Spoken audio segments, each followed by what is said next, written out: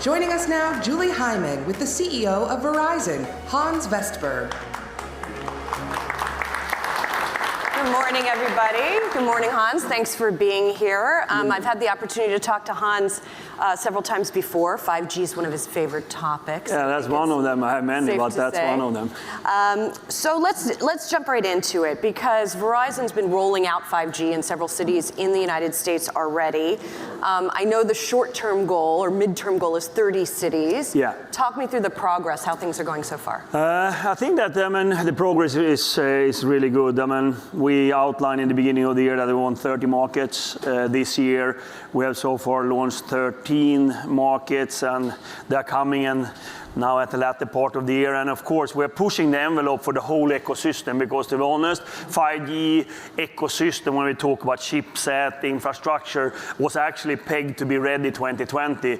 And we already started 2018 to roll it out. So of course, we want to give our customers the first experience of 5G, but we also wanted to give the best experience and the best sort of experience of the network. So that's where we are on that. And as we have discussed before, we have 3 different business cases for 5G. One is the mobility, when you get the 5G phone in your hand and you just have an extraordinary experience. The other is the 5G home, which we launched already in 2018, and we're going to relaunch now when we have the next generation's chipset, which basically is a substitution for fiber to the home.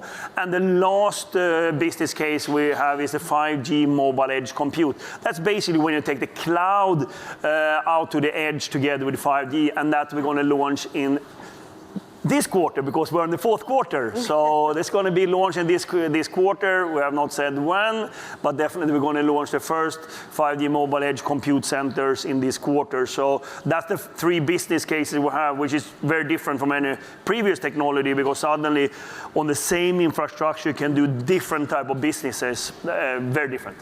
So I know it's still early days, as you say, 13 of those 30 cities it's being rolled out. I've been reading some of the reviews of it, and they say where the service works, it's phenomenal. Yeah. But that it is still spotty in terms of coverage. And so it is so in the beginning, because as you're rolling it out so quickly, you're pushing the envelope for the whole supply chain. You need to get equipment, you need to get stuff up there. So of course, in the beginning you start, but you take cities like Chicago, where basically the initial footprint was X amount of radio base stations. That's 3 times more today, only 3 months later. In the beginning on the 5G era, where we launched with smartphones, especially with the Samsungs, we had 600-700 megabits per second on the phone, and that's 10x the 4G phone. Today we're on 2 gigabytes per second. So now we're I would say 20 times. So that's how fast the technology is moving. And some of you might remember when 4G came in the beginning, it was okay, but 5 years later, that's when you get enormously improvements. I can compare the 4G technology evolution with the 5G, and to be honest, 5G is going faster. The adaptation of the software and the improvements is quicker than in 4G. So I think we're just going to see an extraordinary impact of 5G the next couple of years here. And remember, it's not only for consumers. I see an enormous transformation for industries when 5G mobile compute is coming. And we would talk to basically any Fortune 500 company today. What can they do with all the throughput, the latency that you can only today get on fiber, you can get on 5G. So of course people are excited. And I am excited as well. So from the consumer perspective, as I look out in the audience here, most people have phones in their hands, or perhaps next to them, but a lot of people have them in their hands. So I know you've spoken a little bit about it in the past, but talk to me about, for example, in this room, all these people holding their phones, what is going to be the difference with the 5G experience versus 4G? So you go back and think about what is 5G given difference from 4G. Enormous throughput, speed and latency, that's 3 currencies that are really important for consumers.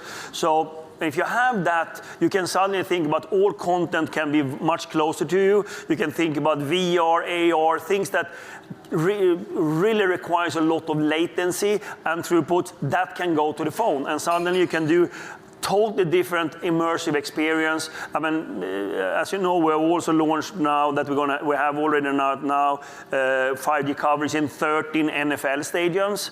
And as I usually said, NBA hasn't started yet. So let's see. So and there, of course, you get an immersive experience in the stadium because you can take the pictures, you can move around, and you can see it differently. You cannot do that with a device today because you don't have the capacity in the network to do it. And one thing in the stadiums, if you take it with that, the big challenge you have today if you're on a live concert, a big stadium, is the uplink. Sending all the tweets up and the YouTubes, whatever we want to do. On 5G, on millimeter wave, we have no limitations. Basically, that's why 5G is so important when it comes to millimeter wave, being in these public places. So that's the use case we see. But I remember I got the question on 4G. Everybody asked me, what is the killer application? I worked for years, get research, what will it be? I was wrong on all of them. But what I was right on is that it's going to be so transformative and it's going to be so accessible, so the whole developer community is just going to invent things that we never thought about. Well, and the adoption is expected to be really pretty rapid also. I saw an estimate from Ovum that 1.3 billion subscribers could be using 5G by 2023. Yeah. So that's pretty remarkable and growth. We saw another, so we get the US market, the expectation, Ericsson is doing the mobility report, and they talked about 50% of the US population will have a 5G phone in 2024. And then you say, only 50%. Okay, remember now, a lot of our subscribers still are on 3G and 4G, and of course you keep all these, the technologies at the same time, and that's what you need to do. And you still need a great 4G network when you have 5G, and the migration is going when the consumers or the customer wants to move. So what's going to be the competitive differentiation when it comes to 5G? I think most of the time if people are choosing, again, from the consumer perspective, if you're choosing a telecom provider, you want coverage. Yeah. So if everyone is doing 5G, how is Verizon aiming to do 5G differently or better or in some competitive way that's going to make you sign up versus one of your Everybody's doing 4G as well. Right. And there are differences. I think we're going to, from the beginning when we came out, and especially in the beginning of the year, I talked about that 5G has 8 capabilities. I call them currencies.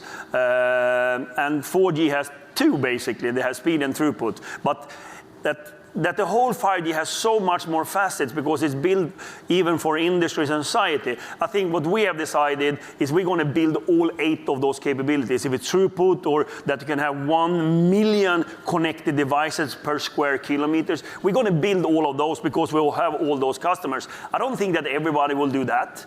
If I would have a company, let's assume I'm a European carrier and I only have consumers, I wouldn't build that I need 1 billion connected devices per square kilometers or that I need to optimize latency down to 10 milliseconds. But Verizon will do it because our customers are actually in all those areas that need these different currencies or capabilities. So I think that's going to be a big difference because we're going to build networks differently. And we have different strategies between the carriers in the US, which is not strange because the opportunities if you're a carrier is very different today than 15 years ago when everyone was the same. Everyone was the same. Today you can make choices. You can go deep in a vertical. You can work as a platform company. So the choices are different. And I think that just companies taking their decision where they think they are the best. I want to talk about the equipment side of the story because obviously Huawei is a big part of this conversation right now. You've said Verizon doesn't use Huawei equipment. No.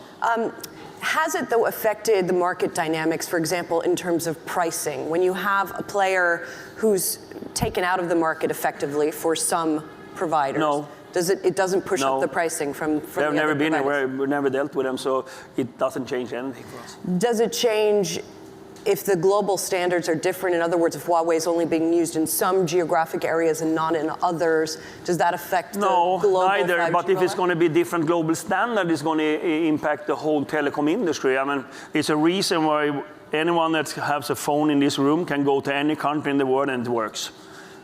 Think about any other industry that has that compatibility, where you basically decide that we have the same standard, we share all the best patents, and all the competitors is put them in one pot.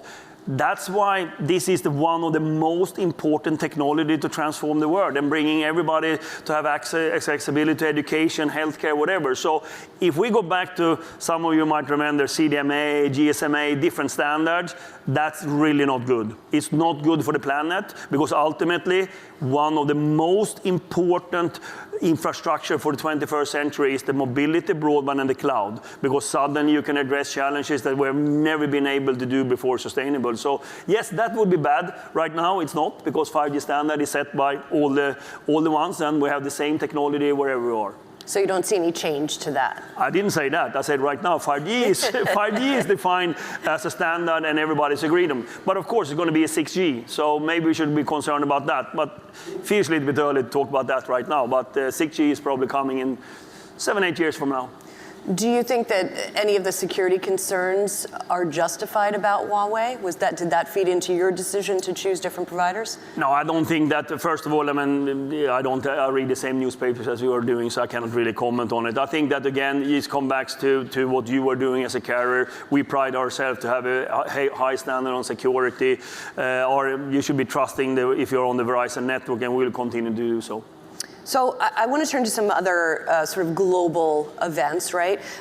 Verizon's in 150 countries. Yes. So as we have this sort of now US and global discussion about where we stand economically, are we in late cycle? Are we going to go into recession? From where you sit, how are you assessing? It's a little bit different. I mean, remember, now Verizon has the consumer business only in the US. We're only consumer business in the US. Doing enterprise business and all of that globally, and of course Verizon Media Group with all the Yahoo brands is global. So of course there you had another exposure to it. Usually you see different impacts in the enterprise world and the consumer world, and usually enterprise a little bit ahead of it. You can say that of course Europe has been a little bit challenging, I would say, for quite a while right now, economically. But then there's pockets. I just came from Norway today or yesterday, I don't remember. And of course the Nordics is really intact and working well. So it's also different places, but to talk about any worldwide recession or something, I think is wrong. But there are definitely pockets that has their challenges today and are in transformation as a country at the moment. But yeah, so it's a little bit different. And at the same time, there's been this sort of conventional wisdom that the US consumer is still doing pretty well. At a time when you're introducing this new technology, is that a concern that the US consumer will start to roll over and maybe will not be as quick to adopt, spend more money on some new technologies like a 5G? It's a good question. I would, okay, we disregard if it's going to be a recession or not. We would build it anyhow because we are in long-term in networks. We believe in the latest technology for our customers. So we wouldn't, we're a network company. We build networks. We pride ourselves to have the best network and all of that. So we want our customer to get the latest. Then there's going to be up and downs in consumer sentiments.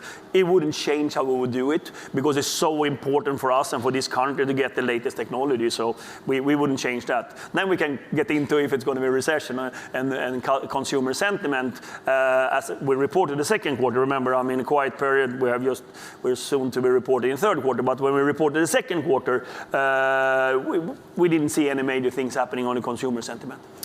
Of course, the theme of the conference is generational opportunities, right? So when we talk about these new technologies like a 5G coming out, what do you think the demands are of people as they are more interconnected with their phones, for example, with Internet of Things than ever before? I think a lot of different things are happening here. I think, first of all, I said it before and I'm going to say it again, I think the 21st century's infrastructure is mobility, broadband, and cloud. That should enable anyone, anywhere, depending on where you come from, having the same chances in their lives. That hasn't been the case in the last century.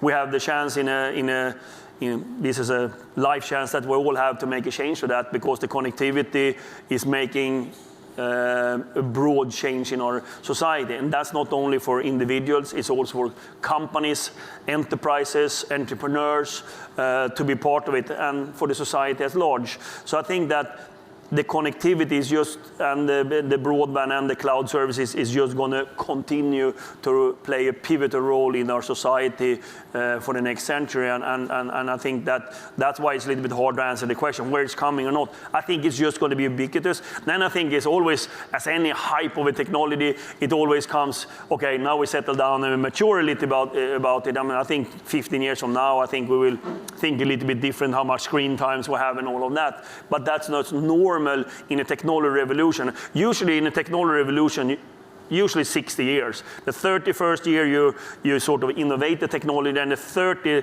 last years you use the technology for something totally different than you even thought about it. I mean, remember, we invented for 30 years ago a mobile phone, and it was one use case. You should call in it. And if I look at people in this room, that's the last thing you're doing. You're not calling anyone anymore. You're doing a lot of other stuff on the phone. That's basically how you need to think about the mobility, broadband, and cloud as well. Where we invented them because we think we're going to stream a lot of TV. I can tell you, the use cases 30 years from now is going to just change our whole society. So when you talk about sort of leveling the playing field from this increased connectivity, at the same time, of course, we're having a big discussion about income inequality in the US. There's a big political movement, not just here, but elsewhere.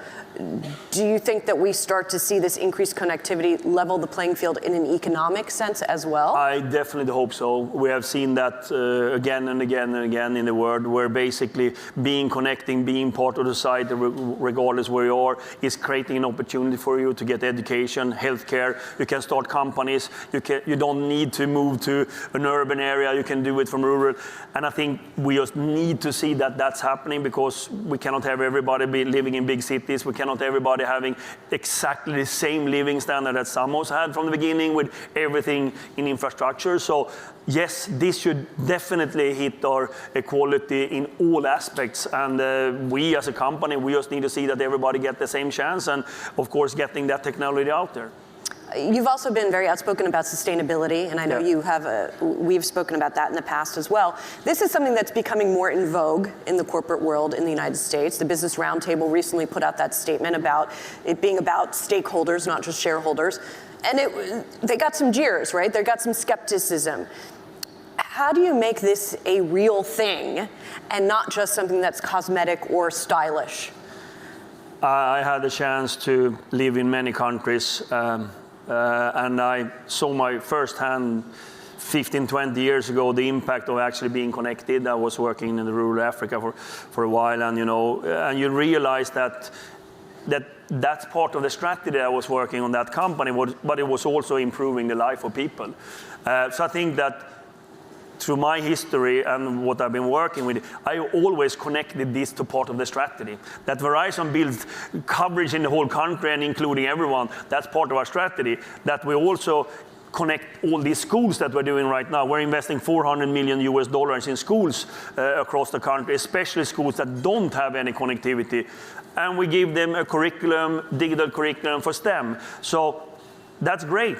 But it's part of our strategy, because we need a lot of more youth that really like science. At the same time, broadband is our strategy. So I think that is what you need to do. You need to connect it to your strategy of the company. Doing philanthropy is great and everybody should do it, but for a corporation, it should be part of your strategy, because the first thing you do when you have a lot of philanthropy on the side is that, okay, tough times, we start cutting there. But you don't start cutting in your strategy. If the strategy is broadband and getting more youth being engaged in STEM education, if you start cutting that, you start cutting your strategy. So I think it's great that the Business Roundtable came out and talk about it. For me, it should be embedded in the strategy that you think about your 4 stakeholders: shareholders, employee, customer, and society. And to be honest, if you fail with any of them, you have a problem. Do you think US corporations are doing a good job of that, incorporating it in the way that you're talking about? I'm not sure I'm the judge for that. I know what I'm doing, and I think I have a huge responsibility as a leader of a mega big company to actually use the position I have and the leadership I have to actually do the right things for the company. But I do it for 2 reasons. I do it because it's the right for the business, but it's also right for being a responsible company. And when I have those two together, I do it, or we do it. So I have seen a huge change in the US. I have worked globally in all my life, but I've seen a huge change the last couple of years on the US companies to really thinking about it. But I think still there's a lot about, we have philanthropy over there, you know, they are doing it, so we're doing great things, which you should do. But it's less of them putting it part of the core strategy, that you're also doing things that are responsible and are creating better business. Hans, thank you so much. Appreciate it. Hans Vestberg is the CEO of Verizon.